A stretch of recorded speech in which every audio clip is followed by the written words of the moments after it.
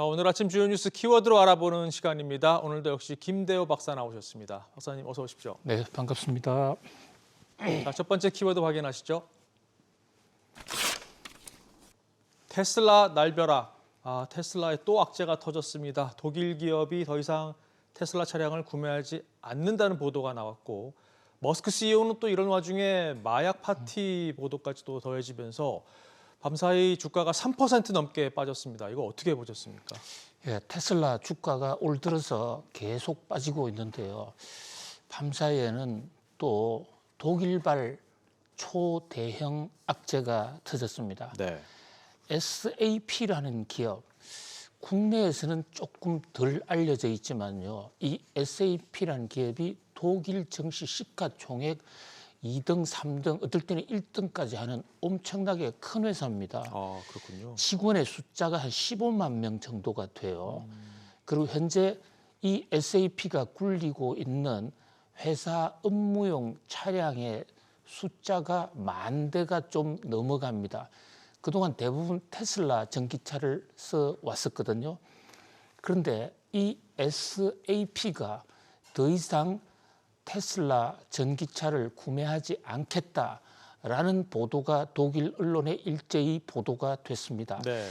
SAP라는 회사에서는 아직까지 여기에 대해서 가타부타 코멘트를 하고 있지 않은데요.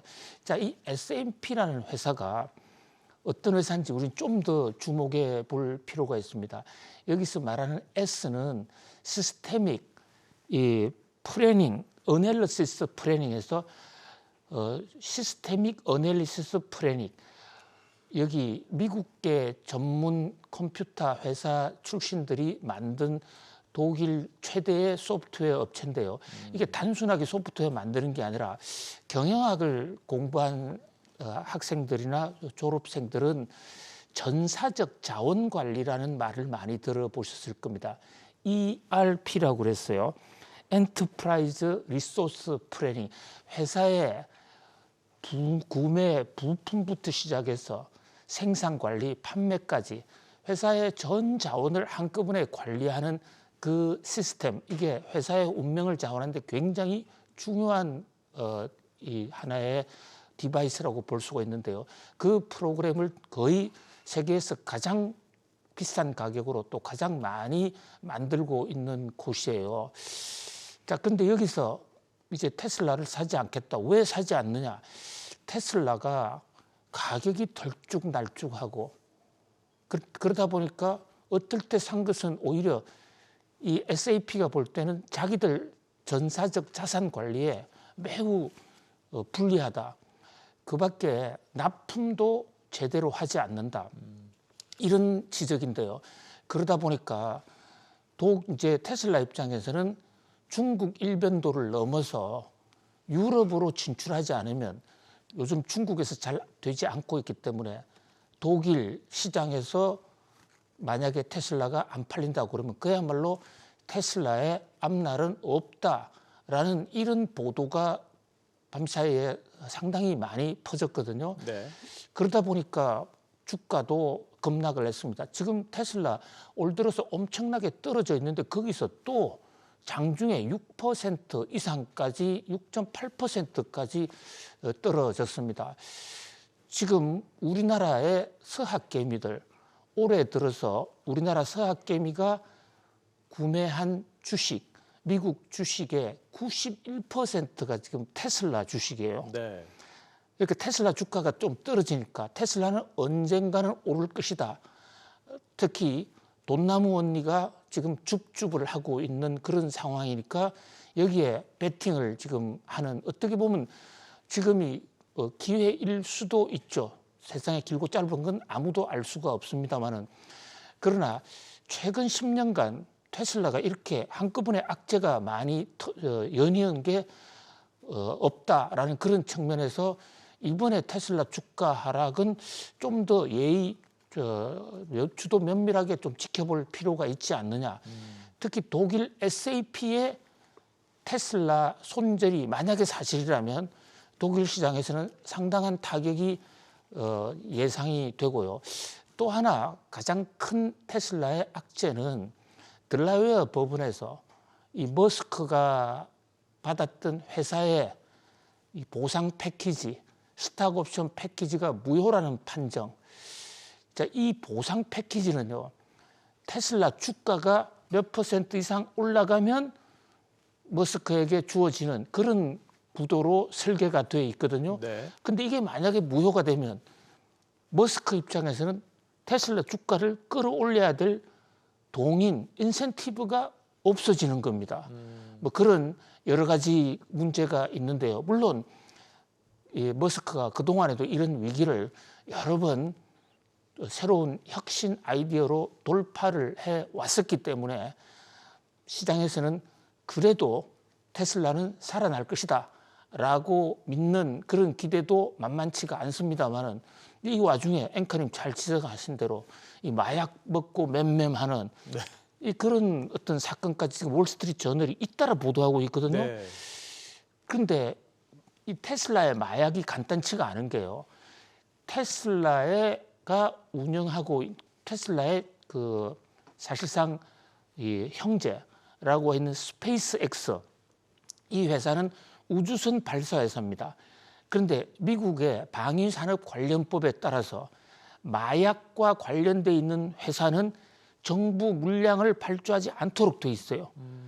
근데 스페이스 X는 스타링크를 비롯해서 지금 미국의 우주선 발사를 거의 독점적으로, 물론 베이조스도 좀 하고 있습니다만은 가장 많은 양을 지금 연방 정부로부터 업무를 받아서 하고 있는데 마약이 사실로 드러난다면 이 또한 머스크 입장에서는 큰 타격이고 이것이 형제 기업인 테슬라에도 충격이 올 수 있지 않겠냐는 그런 지금 우려가 제기되고 있는 상황입니다. 네. 그럼 어떻게 보면 서학개미를 비롯해서 투자자들 지금 저가 매수 기회로 생각하는 투자자들 머릿속에는 테슬라보다는 머스크를 지금 보고선 투자하는 경향들이 좀 있잖아요. 이 시점에서 그렇다면 테슬라는 뭘 해야 될까요? 테슬라는 결국은 현재 중국 시장에서의 부진을 돌파하는 그런 어떤 새로운 안을 내지 않으면은 시장 돌파가 상당히 어렵지 않냐. 특히 지금 테슬라의 가장 큰 악재는 비아디라는 회사가 가격 인하 경쟁으로 테슬라를 네. 갉아먹고 있는 상황인데 거기서 단순하게 가격을 낮춰서 회사의 이익을 짜내는 그런 가격 인하 전략이 아니라 기술 혁신을 통해서 스스로 원가를 낮출 수가 있다면 중국과의 그 치킨 게임에서 벗어날 수 있지 않느냐. 그런 면에서 특히 배터리 부분에서의 가격 인하 또 기술 혁명 이것이 테슬라가 살아날 수 있느냐를 좌우할 수 있는 가장 큰 변수가 아닐까 그런 생각을 해봅니다. 네. 그러고 보니까 새로운 모델을 본 지가 좀 오래된 것 같아요. 혁신을 좀 겸비한 뭔가 새로운 모델. 지금 혁신. 새로운 모델을 하겠다고 지금 출발은 했죠. 네. 그게 빠른 속도로 정말로 효과적으로 싼 가격 또 성능 좋은 차로 만들어낼 수 있느냐 이게 관심일 것 같습니다. 그렇군요. 네. 자, 계속해서 다음 뉴스 키워드 보시죠. 파월 찬물. 파월 연준 의장이 재차 3월 금리 인하 가능성이 좀 선을 그으면서 신중하게 접근하겠다.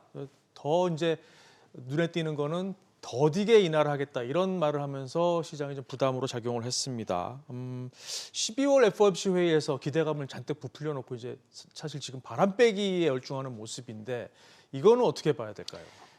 예, 정말 이 파월 연준 의장의 오락가락 행보가 뉴욕 증시 투자자들 입장에서는 아주 큰 지금 돌발 악재가 되어 있습니다.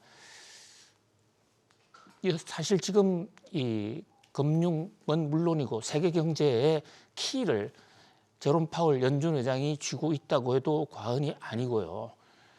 또 그런 각도에서 많은 주식 투자자뿐만 아니라 기업을 운영하는 사람들도 미래의 불확실성을 제거하기 위해서 연준 의장의 말을 매우 정밀하게 듣고 있고 거기에 따라서 투자 결정도 하고 있는데 지금 앵커님 잘 지적해 주신 대로 지난 12월 중순에 있었던 FOMC 직후의 연준 파월 연준 의장의 발언, 네. 그 내용은 누가 보더라도 이제 금리 인하는 임박했다. 심지어 제롬 파월 연준 의장의 발언이 나온 이후에는 1월 달에도 금리 인하를 할 수도 있다. 그리고 3월 달 금리 인하는 아주 사실 거의 90%까지 육박을 했었단 말이죠. 그런데 새해 들어서 갑자기 금리 인하는 성급하게 하지 않겠다. 인플레 더 보고 하겠다. 그리고 지금 막 나온 CBS 60분, 이 60미니트라는 CBS의 굉장히 유명한 프로그램입니다. 네. 뭐 거의 한국에서는 모닝벨 프로그램 수준의 자 그런 굉장히 그 미국 공중파 중에서도 가장 그 영향력이 높은 프로예요. 여기 나와서 이런 얘기까지 했습니다. 앞으로 6개월간 인플레 상황을 계속 놓고 보겠다. 이 얘기는 5월달 인하도 하지 않을 수 있다. 네. 이런 얘기로 받아들여지거든요. 자, 이걸 어떻게 볼 것인가?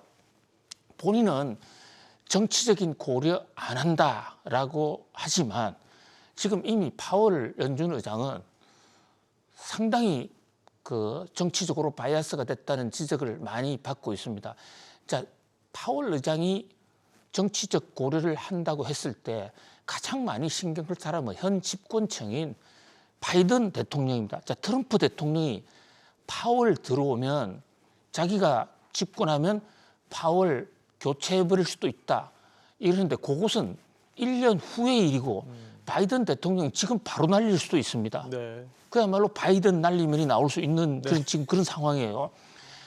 자, 그런데 지난 12월 달에 파월 연준 의장이 금리 인하를 하겠다 하는 그런 분위기를 막 조성하는 발언이 나온 이후에 트럼프 대통령이 아주 신경질적인 반응을 보였습니다마는 사실은 미국의 일부 언론 이 칼럼 같은 것을 읽어보면요. 바이든의 경제팀에서도 이 파월을 많이 질책했다는 겁니다. 지금 바이든 대통령 입장에서는 선거가 눈앞이고 이 선거 때 미국 경제가 정점으로 올라가야 될 그런 사이클에 따라가야 되는데 제롬 파월 의장이 너무 금리 인하에 그 김치 국물을 너무 빨리 터뜨리는 바람에 그렇게 되면 금리 좀 인하했다가 다시 금리를 올려야 될 수도 있는데 네. 그런 상황이 되면 바이든 대통령은 최악이 될 수도 있어요. 그러네요. 선거가 11월 달이기 때문에요. 네. 최근에 IMF도 금리 인하는 기정사실인데 좀 천천히 할 필요가 있다. 이런 보고서를 내지 않았습니까? 그게 지금 미국 바이든 대통령의 입장으로 보이고요. 특히 제닛 옐런 재무장관 같은 경우에도 자, 지금 국채금리 조정을 하는데 1분기에는 물량 폭탄을 막 쓸어내서 1분기에 금리 좀 올라도 좋다. 그러나 2분기, 3분기에는 금리를 내리겠다. 지금 이런 식으로 국채 정책을 갖고 가고 있거든요. 네. 그래서 뒤늦게 본인의 좀 그 대왕 비둘기적 발언에 대해서 좀 후회를 하고 그걸 수습하고 있는 것이 아닌가 그렇게 보는 시각도 만만치가 않습니다. 그렇군요. 자, 다음 뉴스 키워드 보시죠. 상하이 증시 폭파. 지금 배경이 부여인 상황인 것 같습니다. 중국 증시가 부양책에도 불구하고 연일 지금 하락세를 이어가고 있는데 이 불만이 쌓인 중국 투자자들이 엉뚱하게 미국 대사관, 그러니까 베이징에 있는 미국 대사관 SNS에 몰려가서 하소연을 하고 있다라는 보도가 나왔습니다. 이건 어떻게 된 상황입니까? 네, 상당히 이례적인 일인데요. 중국의 많은 투자자들이 미국 대사관으로 몰려갔습니다. 실제로 걸어서 대사관까지 간 것은 아니고요. SNS, 그러니까 중국 웨이보에 들어가서 미국 대사관에서 기린 특집을 했어요. 전혀 경제하고는 관련이 없는 환경보호 캠페인이었는데 네. 여기에 엄청난 댓글들을 마구 달면서 미국 미사일 좀 빌려달라. 미국이 미사일 빌려주면 상하이 폭파. 증시를 예. 폭파해버리겠다. 네. 지금 상하이 증시에 엄청나게 많이 물려있고 지금 주가가요. 고점 대비 68% 거의 70%까지 떨어져 있는 상황이거든요. 네. 그런데 왜 미국 대사관으로 갔느냐? 중국의 그 투자자들 입장에서는 중국 정부에 들어가서 이런 글을 날렸다가는 바로 파문을 당합니다. 그러니까 검열이 없는 미국 대사관 쪽으로 대피를 해서 이런 미사일을 빌려달라 뭐 이런 총극까지 빚어졌는데요. 물론 이것은 뭐 실제로 미사일을 쓰겠다는 얘기는 안 하겠지만 그만큼 중국 투자자들이 속을 많이 끓는다. 우리도 지금 ELS 투자한 사람들이 여기에 물려 있습니다만은 중국 최근 바로 어제 지준율 인하가 시행이 됐거든요. 네. 그런데도 주가가 떨어지니까 중국 투자자들의 그 마음이 좀 부글부글 끓고 있는 것이 아닌가 이렇게 볼 수 있을 것 같습니다. 그렇군요. 자, 계속해서 다음 뉴스 키워드 보시죠. 과부의 해. 중국 얘기 하나 더 해보겠습니다. 올해가 중국인들 사이에서는 과부의 해로 인식이 된다고 합니다. 이게 그러니까 올해 결혼을 하면 과부가 된다 뭐 이런 미신이 통하고 있는데 지금 인구 감소가 심각한 상황에서 이런 얘기까지 돌면 이건 좀 문제가 있는 거 아닐까요? 예, 중국에서 말하는 미신에서의 올해는 아직까지 해가 밝지 않았습니다. 음력 기준이거든요. 네. 그러니까 설날부터 기준을 하는 거예요. 그래서 설날이 되기 전까지 지금 결혼하려고 예식장이 지금 10,000원인데요. 이제 내일 모레 설날이지 않습니까? 네. 근데 왜 올해는 결혼을 많이 하는데 그 해가 바뀌면 결혼하지 않느냐? 중국의 오랜 미신 중에 과부의 해라는 설이 있습니다. 자, 이것을 그 무춘년이라고도 하는데요. 입춘과 그 이 신년, 그러니까 새해가 시작되고 내년도 새해가 오는 그 사이에 올해는 입춘이 없는 거예요. 왜냐하면 입춘이 바로 지난주 일요일이었지 않습니까? 네. 입춘이 설날보다 더 빨리 왔어요. 그럼 설날 이후에 입춘이 없고 내년 설날까지도 그 사이에는 해가 공교롭 넘어가 버리는 거군요. 내년 설날에도 입춘이 없어요. 내년 설날은 달력을 보면 입춘이 설날 다음에 있어요. 그렇군요. 요런 해가 수십 년에 한 번밖에 안 나옵니다. 네. 그런데 요런 해는 결혼하면 남편을 잃는다. 과부가 된다. 자, 이 봄이 희망의 상징이고 영어로도 봄을 스프링이라고 그러는데 봄이 없는 해에는 결혼하지 말자는 속설이 있어요. 가뜩이나 지금 중국이 인구 감소로 속이 타는데 이런 미신까지 가서 시골에서는 청룡의 해 2024년은 절대 결혼하지 말자는 설이 확산돼서 중국 당국이 지금 아주 골머리를 앓고 있는 상황입니다. 네, 웃지 못할 상황이군요. 자, 오늘 마지막 뉴스 키워드 보시죠. 비트코인 대통령. 비트코인을 법정 화폐로 지정한 엘살바도르의 부켈레 대통령이 연임에 성공을 했습니다. 이게 잡음이 많은 대선이었는데 결국 엘살바도르 국민들은 스트롱맨을 선택을 했네요. 그렇습니다. 예. 엘살바도르라는 나라, 우리나라에는 비트코인으로 많이 알려져 있는 나라죠. 지금 세계에서 거의 유일하게 비트코인을 법정 통화로 활용하고 있는데 최근에 비트코인 가격이 오르는 바람에 비트코인 덕분에 대통령이 당선됐다 이런 얘기도 나오고 있는데 정작 엘살바도르 안에서는 비트코인을 일반 서민들은 갖고 있질 못해요. 그렇죠. 그러다 보니까 있으나 마나 하지만 심리적으로는 마음이 든든할 수가 있죠. 자, 이분은 지금 전쟁하고 있는 하마스 전쟁하고 있는 팔레스타인 혈통이에요. 근데 거기서 태어났는데 일찌감치 부모들이 이민을 가서 사업을 하다가 산살바도르 시장을 거쳐서 대통령에 당선됐는데 초강경 대통령입니다. 특히 이분의 인기는 깽단을 척결한 데 있는데 깽단 척결도 좋지만 성인 남자의 지금 2%를 교도소에 억압해 놓고 있는 그러니까 100명 중에 성인 남자 2명은 지금 잡아놓고 있는 상황이거든요. 그렇지만 치안이 불안한 엘살바도르에서는 깽단을 척결해서 좋다라는 이런 압도적인 지지가 나오고 있는 상황입니다. 스스로를 독재자라고 하기도 하고 네. 이번에 3선이 금지돼 있는 헌법을 돌파하고 대통령이 됐습니다. 과연 이 비트코인 대통령의 인기가 어디까지 갈지 한번 지켜볼 필요 있겠습니다. 네. 자, 오늘 짚어본 뉴스 키워드 다시 한번 보시겠습니다. 테슬라 날벼락, 파월 찬물, 상하이 증시 폭파, 과부의 해 그리고 비트코인 대통령까지 짚어봤습니다. 박사님 오늘도 도움 말씀 고맙습니다. 고맙습니다.